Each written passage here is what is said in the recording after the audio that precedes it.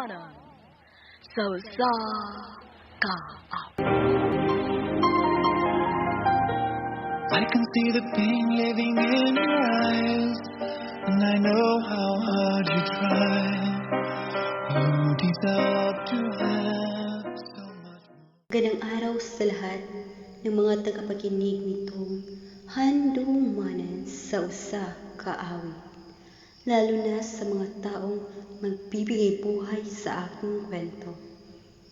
Ako si Christine, 16 na taong gulang, nakatira sa lungsod ng Tagbilaran.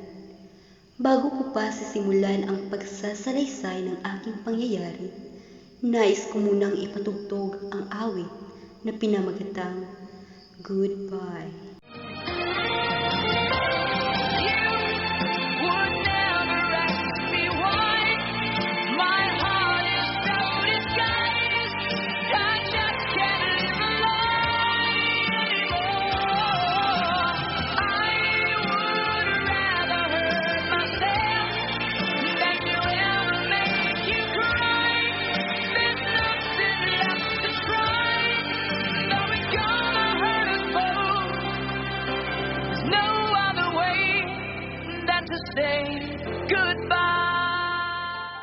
Dito kaya ako sa kusina dadaan para hindi makita ni Mama. Hoy! Bata ka! Saan ka na naman ang galing? Ma? Ikaw yung pagiging lakwatsera mo talagang bata. Galing ka! Aray! Lakwatsera ka talang babae ka! Ay, Ma! Dalaga na ako! Kukurin pa rin ang singit ko! Malaki lang katawan mo pero isip bata ka pa rin. Kagala ka ng hindi nagpapaalam. Para kang aso na walang may-ari. Magpapaalam naman ako pero di mo naman ako papayagan. Ano? Ano yon? Gusto mo bang kalbuhin kita? Sumasagot ka na ha? Halika nga! Bata ka! Aray! Hindi ko gusto na sumasagot ka sa akin. Dali! Aray, Ma! Halika rito, kakalbuhin kita para matili ka na sa bahay. Aray, Ma! Napakatigas ng ulo mo. Dali, dali! Ma, aking buhok! Dali, dali!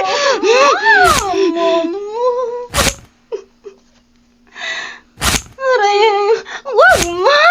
Akala mo talaga hindi ko totohanin yung pagkalbo na buhok mo?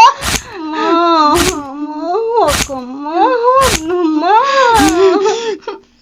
Wag na, Ma. Hindi na mauulit, Ma. Di na talaga dahil kalbo ka ng bata ka. Manatili ka dito sa bahay.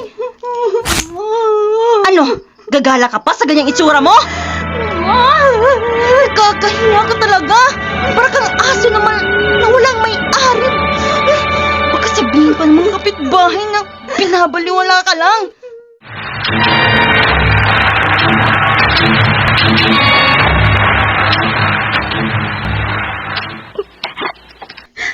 Iba na ang aking itsura. Pangit na at maraming pognat ang aking ulo dahil sa pagkupit ni Mama. Matagal pa itong tutubo. Grabe naman to! Hoy! Ano naririnig ko? Hindi ka talaga tatahimik dyan? Gusto mo bang putulin ko rin ang tinga mong bata ka? Pangit na tuloy ako tingnan.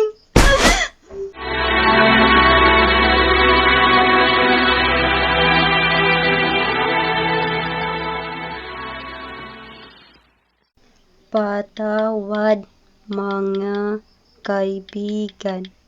Hindi pa ako makakagala dahil... Paano ko kung makaka-reply sa mga barkada? Sasabihin ko ba na hindi ako makakagala dahil kinalbo ako ni Mama?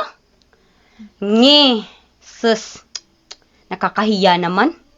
Baka pagtawanan nila ako. Pero kung hindi ako magpaparamdam sa kanila, baka magtaka sila kung bakit hindi ako nagpapakita. Ay, si Mama naman kasi. Nakakainip nandito sa bahay. Bakasyon ngayon pero nandito ako buong araw, nakahilata. Nakakainip na talaga. Ay. Bahala na. Hahanap ako ng paraan. Lalagyan ko ng panyo ang aking ulo Tapos, sombrero para matakpan itong kalbo ko. Oh, ha? Hip-hop!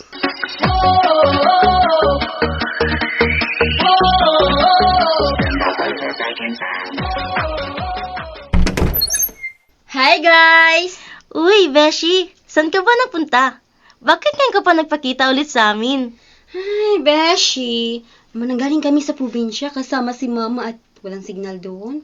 Kaya, hindi ako nakapag-reply sa inyo. Ah, kaya pala. Grabe naman yung forma mo. Parang hip-hop. Saan ka sasayaw? Parang style yun, Besh. Grabe ko naman. Papaiba naman, di ba? Teka, pahiram mo naman ako ng sobresyo mo, Beshi. Hoy, wag. Ha? May panyo at sombrero pa. Besh. Hoy, Day! Hala, kalbo ka na pala. Grabe ka man sa akin, Besh. Oy! Uy, akin na yung kinuha mo, Besh. Wait lang, kinalbo-kalbo ng mama mo. Okay lang yan, Chris. Maganda ka pa rin naman. Bagay nga sa'yo eh. Astig kang tingnan. Tama. Halika, Chris. Tutulungan kita ibalik yung mga panakip mo. Salamat, Fred. Uy, pare! Huwag mo nang ibalik yan. Bagay naman sa kanya eh. Walang panakip. Kalbong babae. Tapos malaking dibdib. Ayaw ko. Kakahiya kaya.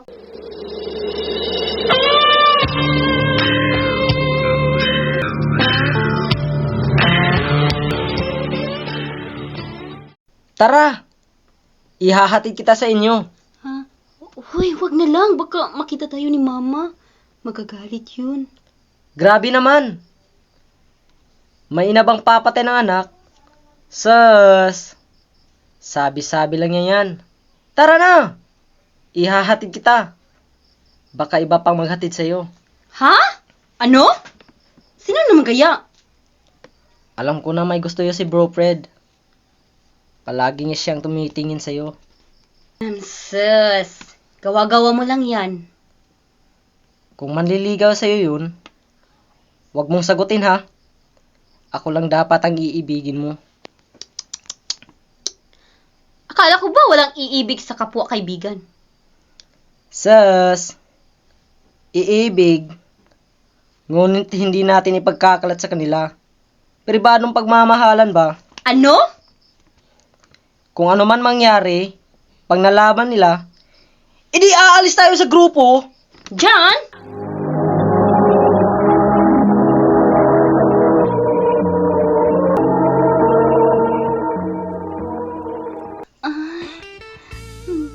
Wag dyan. Ayoko. Makikita tayo ng mga taong dumadaan.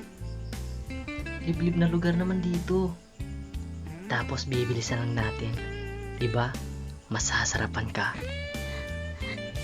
Wag. Ayoko. John. Ayoko.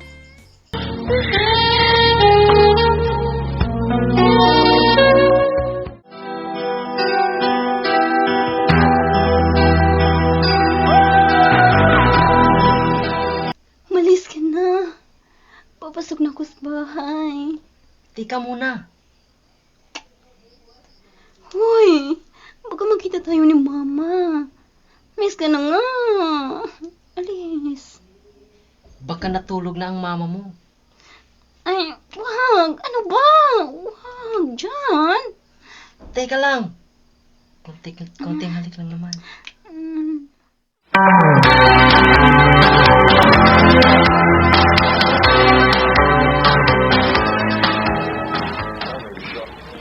Saan ko talaga ako dadaan?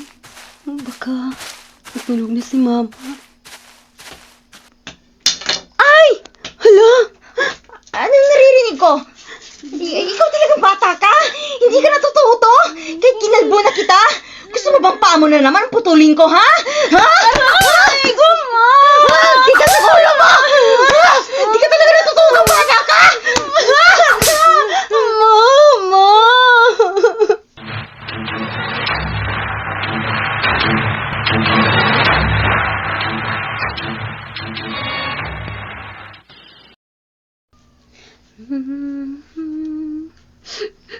Mapapagkamalan talaga akong bilanggo dito dahil hindi magkakagala. Tapos, kinuha pa ang telepono ko. Sus! Gusto ko na umalis sa pamamahay na to.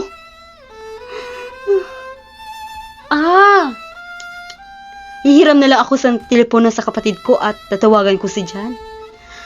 2 araw pa lang, hindi kami nagkita, pero nangungulila na ako sa kanya.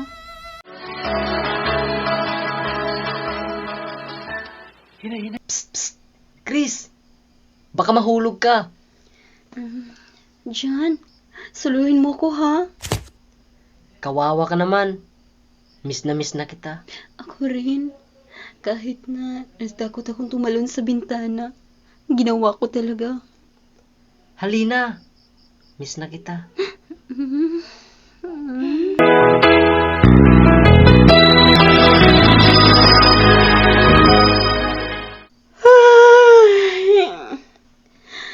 Parang kada oras ay masarap matulog. Ay, bahala na. Matutulog ulit ako. Bakit bigla na lang sumasakit ang sikmura ko? Christine! Maraming labanin dito na naghihintay sa'yo. Bumangon ka na dyan. Iba talagang pakiramdam ko. Ma! Tulungan mo ko, Ma! Sakit ang tiyan ko, Ma! Christine? Ano nangyayari sa'yo? Ba't ka nagsusuka? Nagsusuka ka na puro laway? Sa madaling araw pa talaga? Buntis ka bang bata ka? Hayop ka? Sino ang ama dyan? Dahil sa katigasan ng ulo mo, lulubo ng tiyan mo? 16 pa ng edad ng bata ka? Mama! Tigas mo talaga!